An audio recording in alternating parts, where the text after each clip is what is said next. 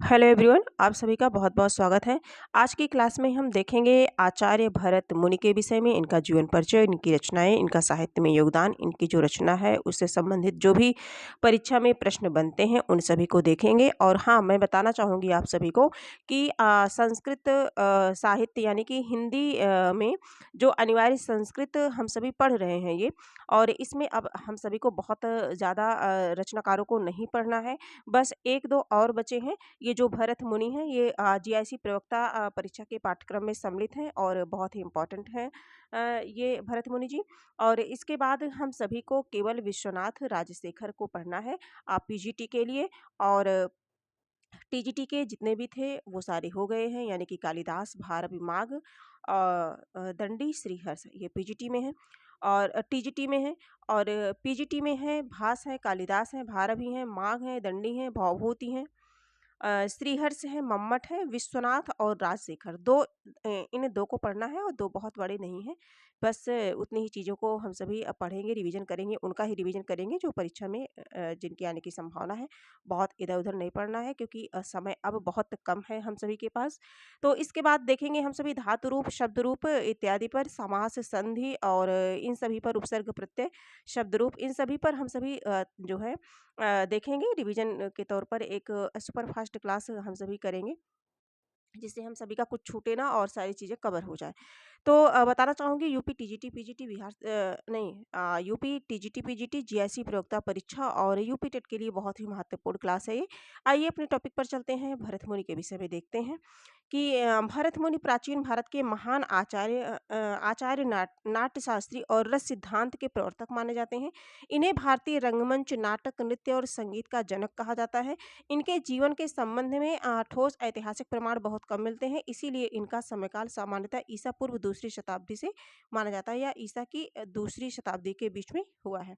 ईसा पूर्व दूसरी शताब्दी, ये इम्पोर्टेंट है। ये एक महान ऋषि थे जिनका संबंध नाट्य एवं अभिनय कला से था। इनका नाम भरत शब्द से बना है, जिसका अर्थ है भाव, राग और ताल का ज्ञाता। पौराणिक मान्यता के अनुसार इन्होंने देवता के आग्रह पर नाट्य कला का निर्माण किया। इन्हें भारतीय रंगमंच का पिता कहा जाता है। ठीक है। अब इनकी जो प्रमुख रचना है, जहां से प्रश्न बनते हैं, नाट्य शास्त्र। प्रमुख रचनाओं में इनकी क्या है? नाट्य शास्त्र है। भरत मुनि की सबसे प्रसिद्ध और महत्वपूर्ण कृति है नाट्य शास्त्र। प्रश्न बनता है परीक्षा में कि नाट्य शास्त्र किसका है, तो नाट्य शास्त्र भरत मुनि की। ठीक है।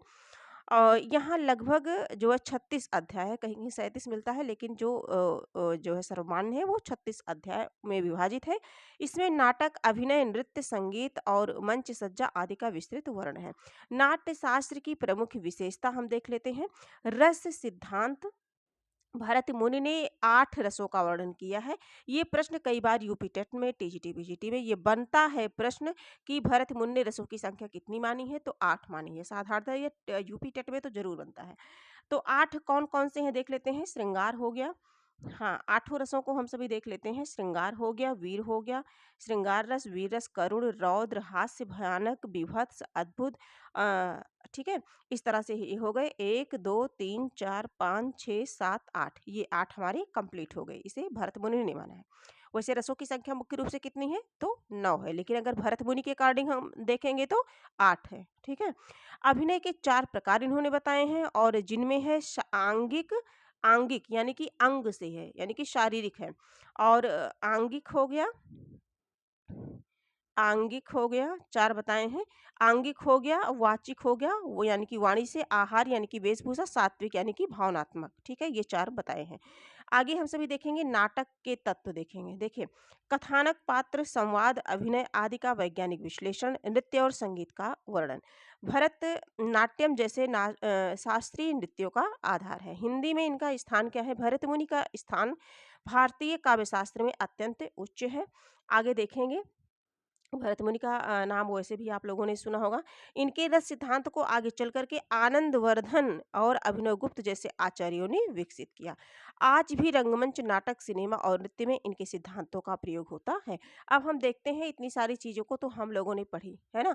और इनमें मेन उन्हीं चीज़ों को सम्मिलित किया गया है जो परीक्षा में पूछे जाते हैं। ठीक है? बहुत ज़्यादा इधर-उधर नहीं, मेन एकदम वही है ना कि जो लोग कहते हैं कि एकदम क्रीम, है ना? तो उसी को तथ्यों को यहाँ सम्मिलित किया गया है और जो उपयोगी हैं परीक्षा की दृष्टि से। देखिए आचार नाट्यशास्त्र के रचयिता कौन है? भरत मुनि है। प्रश्न बनता है रस सिद्धांत के प्रवर्तक भी हैं ये। 8 रसों का उल्लेख किया है और बाद में इन्होंने शांत रस को जोड़ा है। अभिनय के 4 भेद हैं। भारतीय रंगमंच के जनक इन्हें माना जाता है। अब देखिए भरत मुनि से जुड़े 20 महत्वपूर्ण एमसीक्यू व्याख्या सहित इसमें इस पीडीएफ में मैंने रखा है। इन सभी को हम देखते हैं। यूपी, टीजीटी, पीजी, टेट आदि परीक्षा के लिए बहुत ही उपयोगी है। तो देखते हैं जो हमारा पहला प्रश्न है। अब हम जो है क्वेश्चन करते हैं। नाट्यशास्त्र के रचयिता कौन है? ऑप्शन ए है भामा, बी है दंडी, सी है भरतमुनि और डी है आनंदवर्धन। 4 ऑप्शन में से बताना है नाट्यशास्त्र के रचयिता कौन है। शायद आप सभी आंसर दे पा रहे होंगे क्योंकि थ्योरी हम लोगों ने पढ़ ली है। तो आचार्य भरत मुनि है। कौन है? भरत मुनि है। तो करेक्ट आंसर सी हो जाएगा। भरत मुनि ने नाट्यशास्त्र की रचना की। नाट्यशास्त्र किस विषय से संबंधित है? नाट्यशास्त्र किस विषय से संबंधित है? प्रश्न संख्या 2। ऑप्शन ए है व्याकरण, बी है नाटक एवं अभिनय, सी है ज्योतिष और डी है छंद। तो नाटक एवं अभिनय से संबंधित है तो करेक्ट आंसर हमारा बी हो जाएगा। प्रश्न संख्या 3 देखेंगे हम सभी। भरत मुनि का काल माना जाता है। भरत मुनि का काल माना जाता है। कब माना जाता है? 10वीं शताब्दी, 15वीं शताब्दी, ईसा पूर्व दूसरी या ईसा पूर्व दूसरी दूसरी शताब्दी, 18वीं शताब्दी। तो करेक्ट आंसर हमारा सी बनेगा। अगले प्रश्न पर चलेंगे। रस सिद्धांत के प्रवर्तक कौन है? रस सिद्धांत के प्रवर्तक कौन है? चारों में से बताना है। भामा, दंडी, भरत मुनि, मम्मट। तो रस सिद्धांत के प्रवर्तक कौन है? भरत मुनि है। रसों की संख्या कितनी मानी है? 8। अगले प्रश्न पर चलते हैं। प्रश्न संख्या 5 देखते हैं। नाट्य शास्त्र में मूलतः कितने रस बताए गए हैं? 6, 7, 8, 9। नाट्य शास्त्र में। अब देखिए प्रश्न इस तरह से किया जाता है। नाट्य शास्त्र में, नाट्य शास्त्र रचना किसकी है? भरत मुनि की है ना? भरत मुनि की है। और कितने रस बताए हैं इन्होंने? तो 8। 8 करेक्ट आंसर हमारा सी हो जाएगा। अगले प्रश्न पर हम चलते हैं। प्रश्न संख्या बाद में शांत रस को जोड़ा है। प्रश्न संख्या 6 देखेंगे। निम्न में से कौन सा रस नहीं है? अब निम्न में से कौन सा रस नहीं है? श्रृंगार, करुण, शांत, भक्ति। चारों में से बताना है। प्रश्न है हमारा 6 नंबर का प्रश्न है। चारों में से बताना है। तो भक्ति रस का उल्लेख इन्होंने नहीं किया। करेक्ट आंसर हमारा क्या हो जाएगा? डी हो जाएगा। अगले प्रश्न पर भक्ति रस बाद की देन है, नाट्यशास्त्र में नहीं है। देखिए अभिनय के कितने प्रकार हैं? अभिनय के कितने प्रकार हैं? 2, 3, 4, 5। प्रश्न संख्या 7। अभिनय के कितने प्रकार हैं? तो इसका करेक्ट आंसर हो जाएगा अभिनय के कितने प्रकार हैं? तो 4। कितने प्रकार हैं? 4 प्रकार हैं। आंगिक, वाचिक, आहार्य और सात्विक, ये 4 प्रकार अभिनय के हैं। स्पष्ट हो गया। आगे बढ़ते हैं। वाचिक अभिनय का संबंध किससे है? ऑप्शन ए है शरीर, बी है वाणी, सी है वस्त्र और डी है भाव। वाचिक, वाच यानी कि क्या होता है? वाणी, है ना? तो वाणी से है। करेक्ट आंसर हमारा बी बनेगा। अगले प्रश्न की बात करें। प्रश्न संख्या 9 देखेंगे। आंगिक अभिनय का संबंध किससे है? आंगिक अभिनय का संबंध किससे है? शरीर, वाणी, मन, वेशभूषा। प्रश्न संख्या 9 को देखेंगे हम सभी।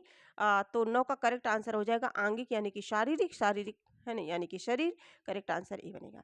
अगले प्रश्न की बात करें। प्रश्न संख्या 10। नाट्य शास्त्र में कुल कितने अध्याय हैं? ये प्रश्न कई बार बना है। नाट्य शास्त्र में कुल कितने अध्याय हैं? 20, 25, 36 और 37। 36 और 37 और 50, है ना? तो 36 अध्याय है। कितने अध्याय हैं? 36 अध्याय।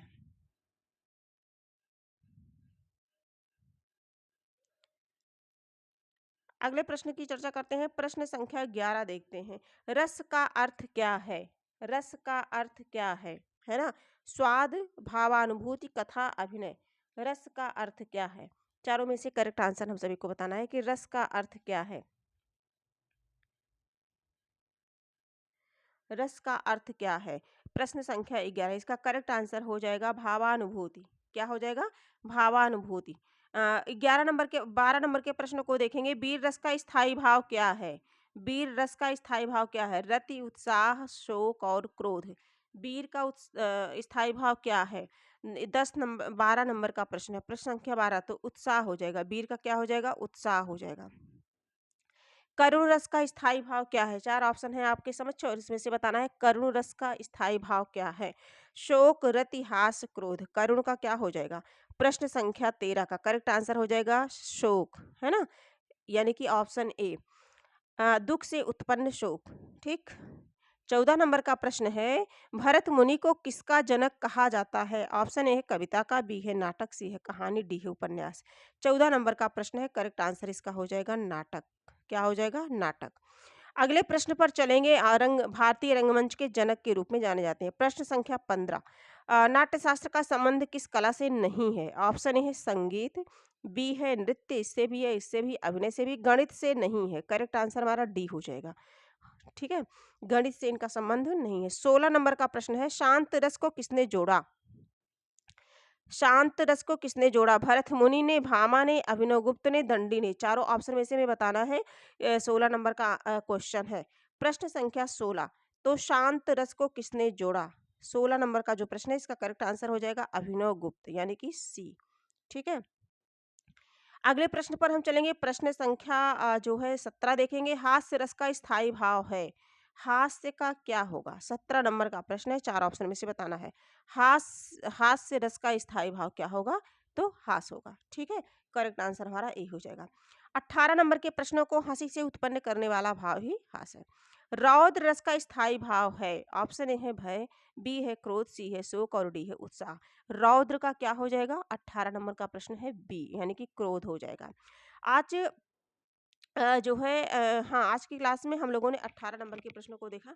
19 नंबर के प्रश्नों को हम सभी देखते हैं। प्रश्न संख्या 19। 19 नंबर का जो प्रश्न है, भरत मुनि के सिद्धांतों को आगे किसने विकसित किया? प्रश्न संख्या 19, भरत मुनि के सिद्धांत को आगे किसने विकसित किया? ऑप्शन ए है तुलसीदास, बी है आनंदवर्धन, सी है कालिदास और डी है सूरदास। है ना? तो भरत मुनि के सिद्धांत को आगे किसने विकसित किया? आनंदवर्धन ने। किसने किया? आनंदवर्धन। करेक्ट आंसर बी बनेगा। इसी तरह से क्लास को पाने के लिए प्रियंका हिंदी एकेडमी चैनल को लाइक सब्सक्राइब करना मत भूलें।